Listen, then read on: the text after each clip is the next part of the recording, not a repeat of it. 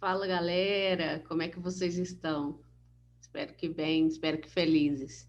Então, vamos dar continuidade à nossa aula e hoje nós vamos falar sobre o estudo da história e o trabalho do historiador, ok? Então, vamos nessa.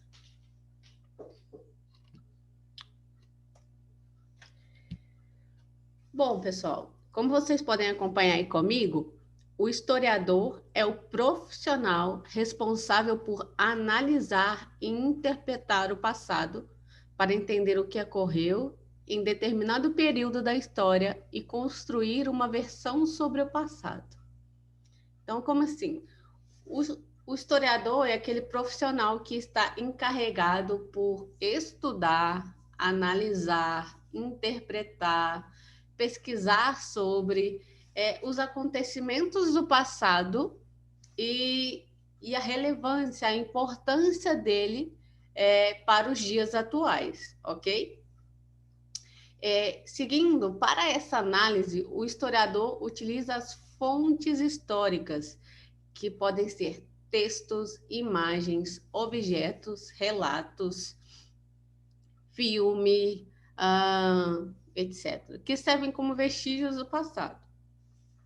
Ou seja, ajudam a desvendar determinados fatos históricos, como determinados fatos históricos ocorreram. Então, as fontes históricas, elas servem para nos revelar, nos contar como determinados fatos históricos, né? Que é fato histórico?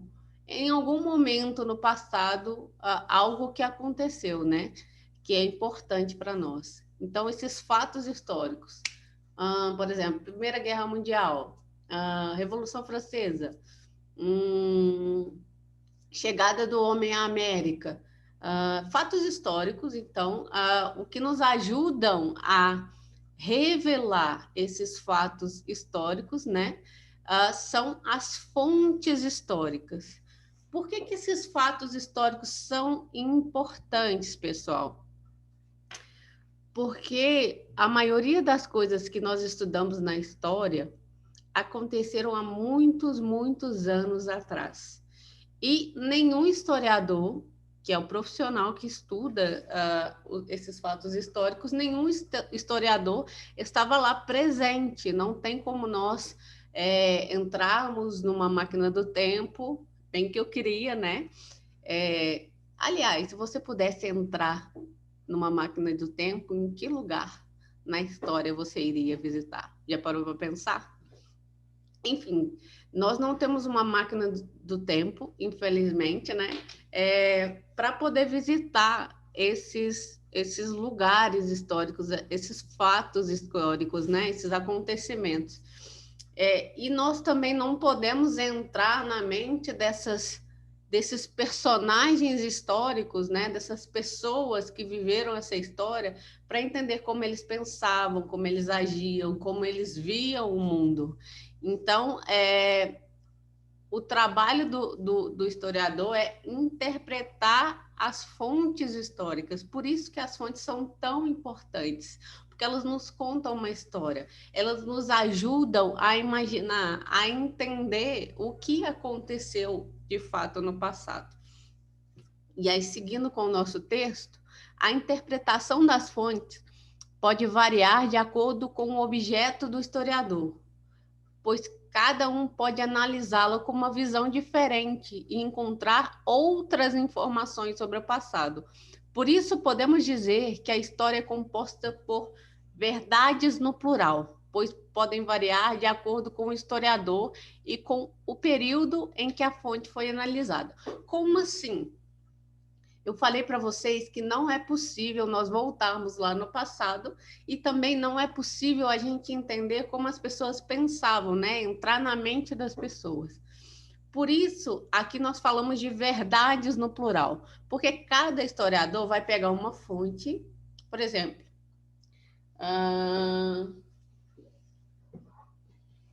tenho aqui uma foto, como vocês podem ver.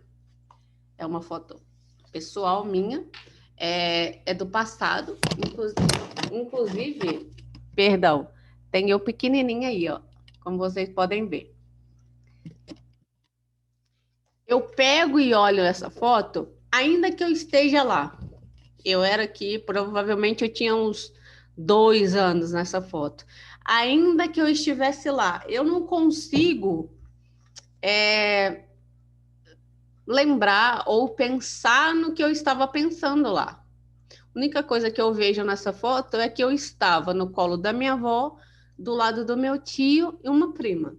Então eu olho essa foto e eu consigo imaginar, por exemplo, quantos anos que eu tinha, onde que eu estava, já sei que aqui é a casa da minha avó, tem um relógio, então eu consigo identificar o horário.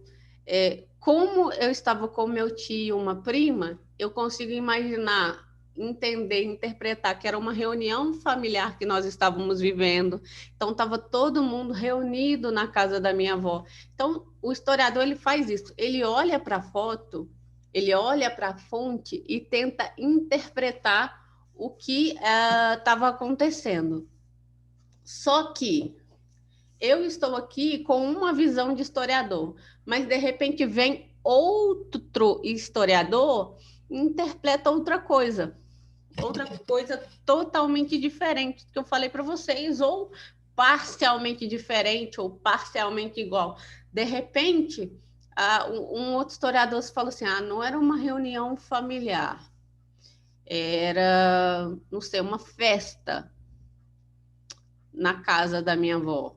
Por exemplo, nesse exemplo que eu estou dando da minha foto, né? Mas isso com os fatos históricos. Então, existem verdades no plural, porque como ninguém pode voltar lá e ver o que realmente aconteceu, cada historiador ele tenta interpretar segundo a fonte. Ele pergunta, fonte, e aí? O que aconteceu, né? E aí ele vai interpretar segundo a sua visão de mundo. E é por isso, por exemplo, que nós temos várias teorias na história. Nós temos a teoria da evolução, que é sobre o ser humano ter evoluído um ancestral comum. Nós temos o criacionismo, que é também sobre a origem do ser humano, mas numa visão um pouquinho diferente, ou muito diferente, né? Dependendo do historiador. Nós também temos o design inteligente, que é outra teoria sobre a origem do ser humano, a origem do universo. Então, várias interpretações, então várias verdades, né? E cada qual escolhe qual é a sua verdade. Então, é um pouco disso que é o trabalho do historiador.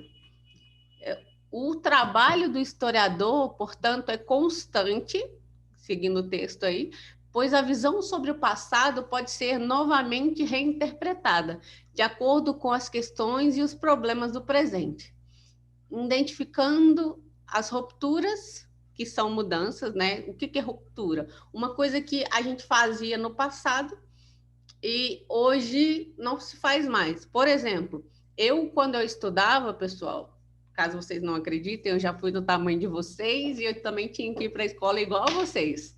Então, quando eu estudava, toda sexta-feira nós tínhamos que ir para o pátio em fila, de frente à bandeira, né, em frente à bandeira nacional, para cantar o hino. Então, todas as turmas faziam isso. Hoje não se tem mais esse costume, ainda mais em tempo de pandemia, né, que a gente não pode nem se encontrar. Tá muito online, né, tudo online. Mas antigamente era meio que um dever que nós tínhamos. Então, nós fazíamos isso semanalmente. Hoje já não se faz isso. E nós temos permanências, né? Que é continuidade, coisas que continuam. Por exemplo, quando eu estudava, nós tínhamos o recreio. O recreio continua. Então, é uma permanência. São exemplos bem simples para vocês poderem entender o que é ruptura e o que é permanência. Então, ruptura é o que muda, né? É o que se transforma, e permanência é o que continua, né? Que começou lá no passado e continua até hoje. Só que outra coisa importante que se falou aqui é que o trabalho do historiador é constante. Por quê?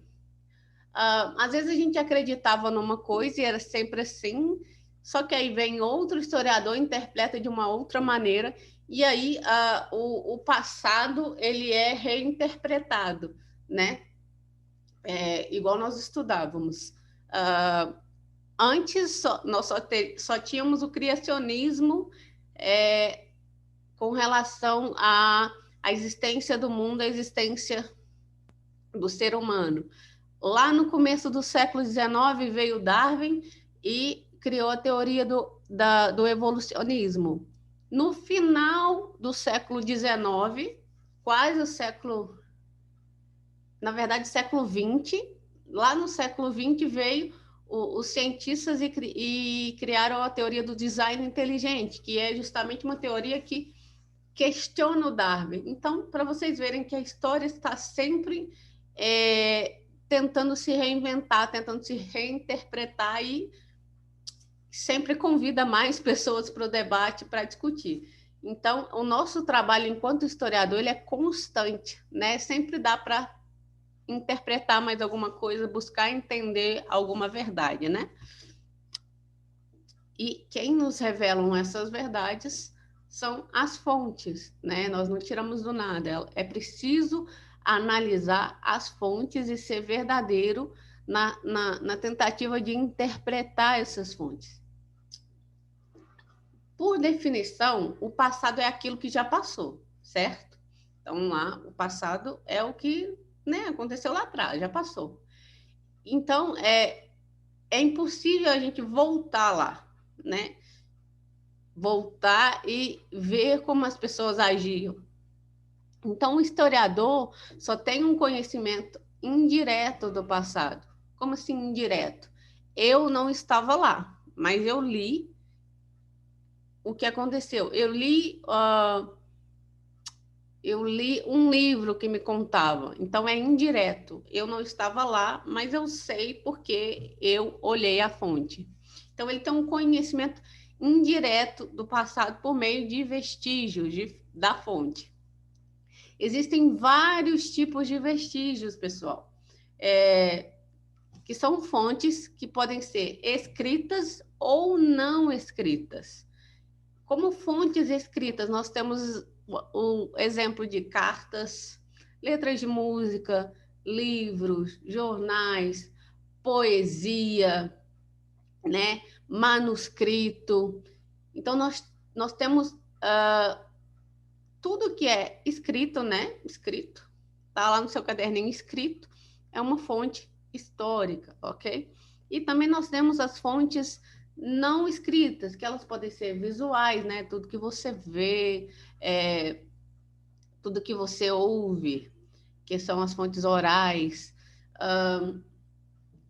Então, nós temos, por exemplo, pinturas, nós temos depoimentos orais, né? Você senta lá com a sua avó, escuta ela contar a história. Ali você tem uma fonte oral.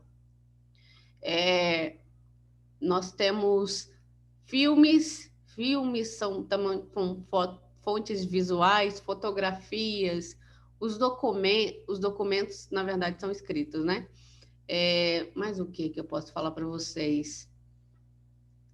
Uma gravura, uma pintura rupestre, né? Então, existem as fontes escritas e as fontes não escritas. E essas fontes, nós perguntamos para ela a respeito do que aconteceu no passado e ela nos dão essas respostas, né? Então, basicamente é isso por hoje. Espero que vocês tenham entendido. Se ficou alguma dúvida, comenta aqui embaixo que eu respondo, tá bom? E é isso. Até a próxima. Até mais. Se cuidem.